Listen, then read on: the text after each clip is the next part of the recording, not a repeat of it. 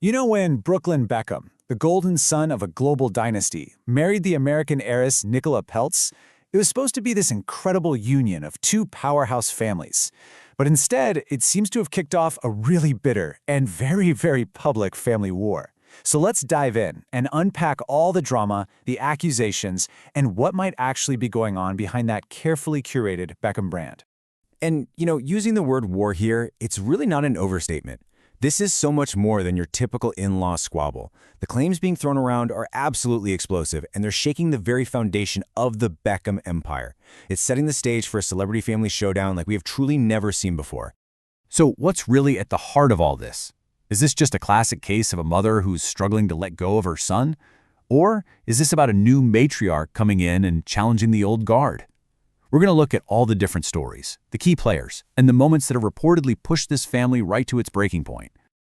Okay, so the public side of this whole story really starts with a series of bombshell claims, reportedly coming from Brooklyn Beckham himself. And they paint this picture of a family that was actively trying to sabotage his marriage right from the very beginning. This right here, this is the central accusation. This is the shot that was fired that made a private family fight incredibly public. It puts Brooklyn in this position of not just being a newlywed, but a son who is defending his wife against his own parents. I mean, for the heir to the Beckham name, that is a truly shocking thing to do. And the specific things he's claiming are just staggering. Brooklyn says that the night before the wedding, family members were dismissing Nicola as not blood. He says his own mother Victoria called him evil because he wanted his nanny at the main table instead of her. He even alleges his parents pressured him to sign away the commercial rights to his own last name, and that Victoria later sent her own son a cease and desist letter.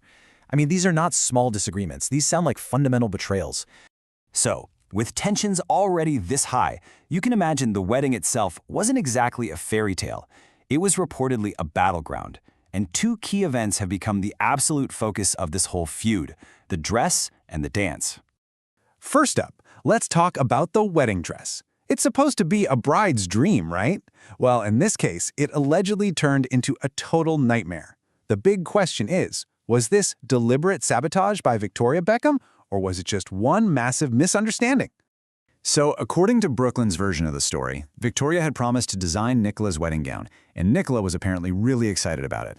But then, at the last possible minute, what he calls the 11th hour, Victoria allegedly just pulled out, leaving the bride totally scrambling. This story paints Victoria as being deliberately petty and really cruel. But here's where things get complicated. While Brooklyn's camp is claiming there was this last-minute panic, a Vogue article that came out right around the wedding tells a completely different story. It details how Nicola's stunning Valentino gown was the result of a full year of planning, with multiple trips to Rome for fittings. Nicola herself even called choosing Valentino a no-brainer. So how can both of these stories be true? Was Victoria supposed to make a second dress? It's a direct contradiction that makes you question everything. Okay, so if the dress drama wasn't enough, the next major flashpoint from the wedding was the first dance. And apparently, it was hijacked in the most dramatic way you can possibly imagine. The details here are just wild. It's like something out of a movie. The famous singer Mark Anthony, who's a family friend, reportedly gave this gushing speech and dedicated a song, not to the bride, Nicolette, but to her mother-in-law, Victoria. He supposedly called Victoria up as the most beautiful woman in the room. Sources claim the whole room just fell silent as Nicola ran out of the room crying. And to top it all off, Brooklyn says his mother then insisted on an inappropriate mother-son dance that left him feeling humiliated in front of 500 guests. All right, to really get what's going on here, you have to look at the two women who are at the very center of it all. This really feels like a clash of titans, a power struggle between two incredibly formidable matriarchs from two very different worlds. So in one corner, you have Victoria Beckham. She has famously called herself a control freak. I mean, she's the architect who turned her family from a famous footballer and a pop star into this global multi-million-dollar brand. She has meticulously managed their public image for decades, especially the image of her firstborn, her golden son, Brooklyn, who she's always been incredibly close to. And then, in the other corner, you have Nicola Peltz. She is not just an actress. She's the daughter of a multi-billionaire. She comes from a world of immense power. And, according to reports, she is not afraid to be demanding. Sources describe her as someone who is not intimidated, who talks back, and who stands up for Brooklyn, directly challenging Victoria's long-held authority in a way that maybe no one else ever had. And this really highlights the whole new power dynamic. For the first time, the Beckhams are not the wealthiest people in the room. The Peltz family fortune reportedly just dwarfs theirs. So all of a sudden, Victoria's control, which is so tied to the Beckham brand and its wealth, is being challenged. Her son simply doesn't need the Beckham money anymore. Now here's where the story takes a really fascinating turn.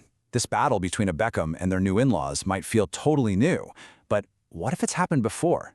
To understand this, we actually need to look at the Beckham family's own past. Because as it turns out, Victoria Beckham once stood exactly where Nicola Peltz is standing right now, as the glamorous outsider marrying into a family that was not exactly thrilled about the whole thing.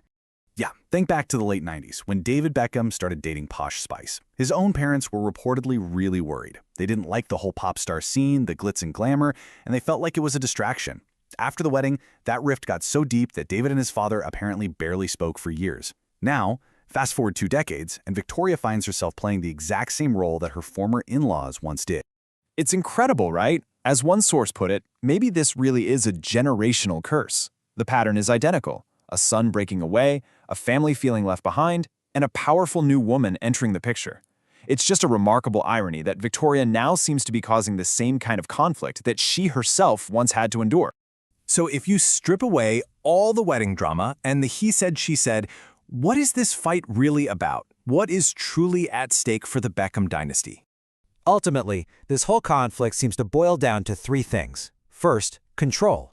Victoria, the self-described control freak, is losing her influence over her son to a new and frankly more powerful family. Second, money.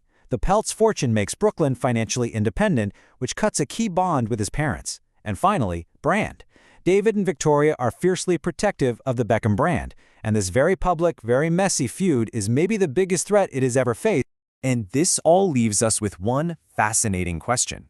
When your family name is also your business, a multi-million-dollar corporation, what comes first? Is it loyalty to your son's happiness, or is it loyalty to the brand that you spent a lifetime building? In the House of Beckham, that line seems to have become dangerously blurred.